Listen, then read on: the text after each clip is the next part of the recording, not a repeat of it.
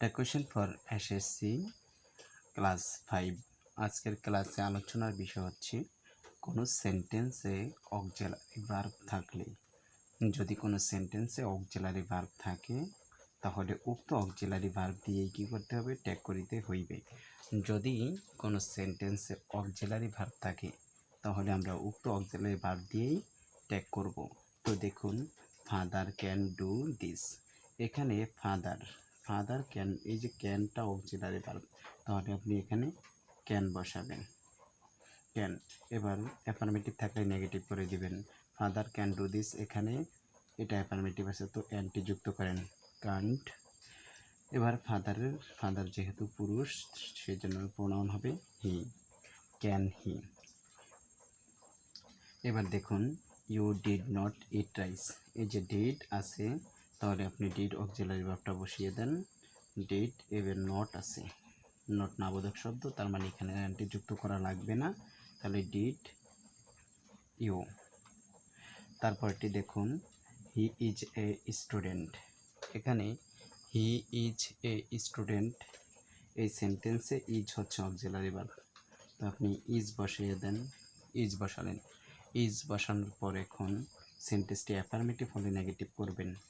He is a student, দেখুন এখানে no, not, never, hardly, scarcely কোনোটি নেই, সেহেতু অ্যান্টি যুক্ত করেন ইজেন্ট, আর সাবজেক্ট আছে হি, তাহলে ইজেন্ট হি।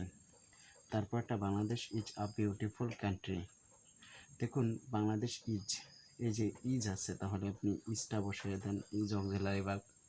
এবার Bangladesh is a beautiful country, এটাতে নো, নট, নেভার কোনোটা নেই, তাহলে এজেন্ট। তারপর বাংলাদেশ কোনো ব্যক্তি নয়, ব্যক্তি না হলে সেখানে প্রোনাউন হবে ইট। ব্যক্তি না হলে, যদি সিঙ্গুলার নাউন হয় থার্ড পারসন, সিঙ্গুলার ব্যক্তি না হলে তাহলে কোনো নাম হলে তার প্রোনাউন হয় ইট। এবার দে শুড নট গো, এই যে শুড আছে তাহলে আপনি শুড অক্সিলারি ভার্বটা বসিয়ে দেন।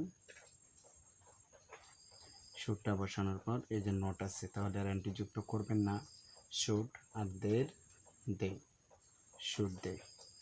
তারপরটা আছে Hasan is eating rice. Is আছে অক্সিলারি ভার্ব, তো আপনি ইজ বসিয়ে দেন। এখানে he no, not, never, hardly, scarcely, few, little কোনোটা নেই, তাহলে আপনি ইজেন্ট যোগ করেন। এজেন্ট হাসান, ছেলের প্রোনাউন কি হবে, হি হবে, এজেন্ট হি।